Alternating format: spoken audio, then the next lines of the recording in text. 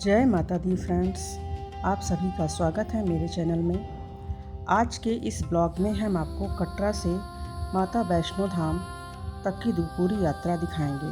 अगर आप पहली बार यात्रा पर जा रहे हैं तो यह वीडियो आपके लिए बहुत उपयोगी सिद्ध हो सकती है। तो चलिए मेरे साथ माता रानी के दर्शन करने चलते हैं। फ्रेंड्स, हम लोग आगरा से बाया ट्रेन कटरा तक पहुँचे थे। जाते जाते हमको शाम हो चुकी थी, तो हमने स्टेशन के पास ही स्टे लिया और वहीं स्टे किए।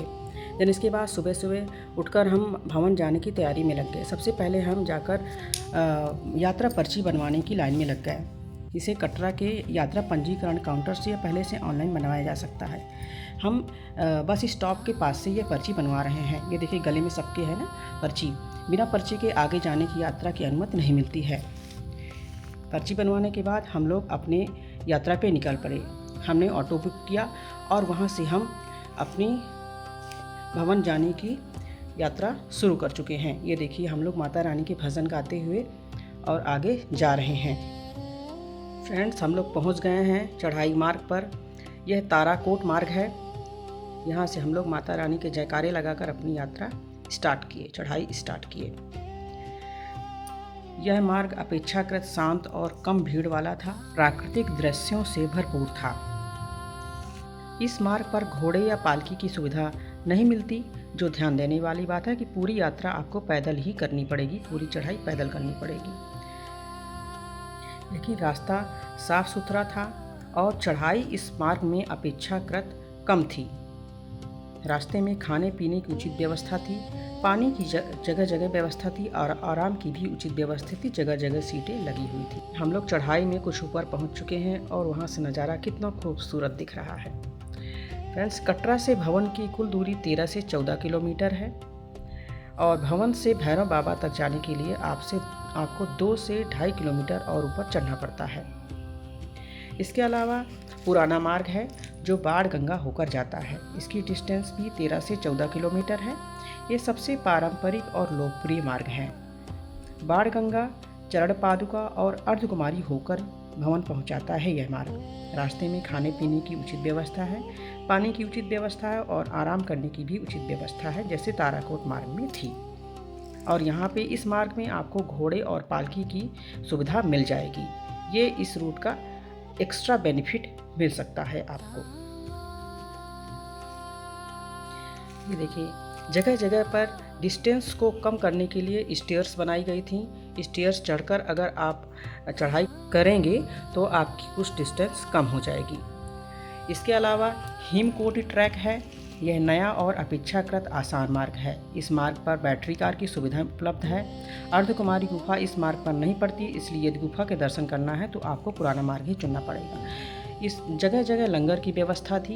ये देखिए हम लोग अब लंगर खाने जा रहे हैं। लंगर खाया हम लोगों ने, बहुत स्वादिष्ट लंगर था और ठंडा पानी पिया और वहाँ पे फिर कुछ दान किया, क्योंकि खाना फ्री में नहीं खाना चाहिए किसी भी लंगर का। देन इसके बाद हम अपनी यात्रा आगे स्टार्ट कर दिए, चढ़ाई आगे स्टार्ट कर दिए। देखिए कितने खूबसूरत नज़ारे हैं, कितना खूबसूरत प्राकृतिक दृश्य हैं रास्ते में, जैसा कि आप देख पा रहे हैं। रास्ते में जगह जगह मेडिकल सहायता और प्राथमिक उपचार की उचित व्यवस्था थी। छोटे बच्चों के लिए स्टॉलर भी जगह जगह मिल रहे थे। काफ़ी चढ़ाई हो चुकी थी, बच्चे थक गए थे, इनका रोना गाना चालू है कि अब हम पैदल नहीं चलेंगे। देन आगे चल के हमने इनके लिए स्टॉलर सबके लिए बुक किया, जो हमको अपेक्षाकृत महंगा पड़ा नीचे से, पर बच्चों को काफ़ी सुविधा हुई उससे। ये देखिए ऊपर से हम दृश्य देख रहे हैं।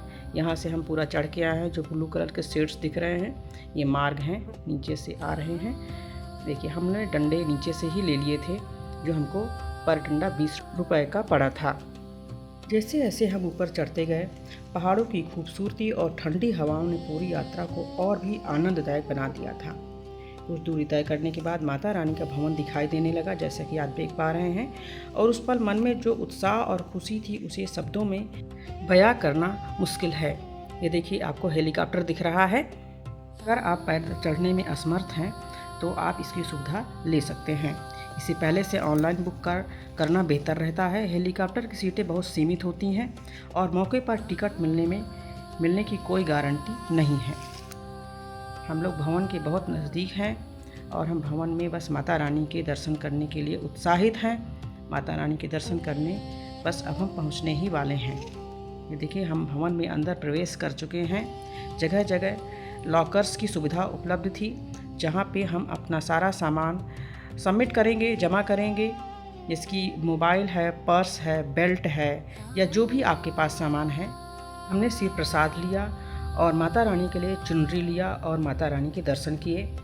माता वैष्णो को 3 प्रमुख देवियों का संयुक्त रूप माना जाता है। भवन में किसी मूर्ति की बजाय 3 प्राकृतिक पिंडियाँ हमें देखने को मिली, माँ महाकाली, माँ महालक्ष्मी और माँ महासरस्वती। मान्यता यह है कि तीनों शक्तियों का संयुक्त रूप को ही माता वैष्णो देवी कहा जाता है। माता रानी के दर्शन करने के बाद अब हम भैरव बाबा की चढ़ाई पे जा रहे हैं। हम लोग काफ़ी थक गए थे और भैरव बाबा की चढ़ाई भी बहुत ऊंची है, बहुत स्ट्रेट है।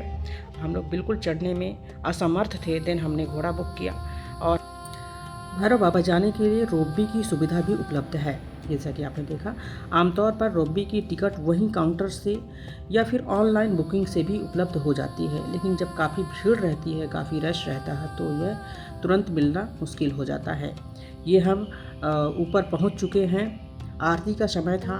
देन जो भैरव बाबा का पट था वो बंद था। लगभग 1.5 घंटे का समय था, हमको इंतज़ार करना था। तो वहीं पे एक व्यू पॉइंट था ऊपर ही। देखिए सारे लोग उस व्यू पॉइंट पे हैं। शाम का समय था, सूरज ढल रहा था, बहुत खूबसूरत नज़ारा था। पूरा हेलीपैड दिख रहा था वहाँ से और सूरज ढलता हुआ दिख रहा था।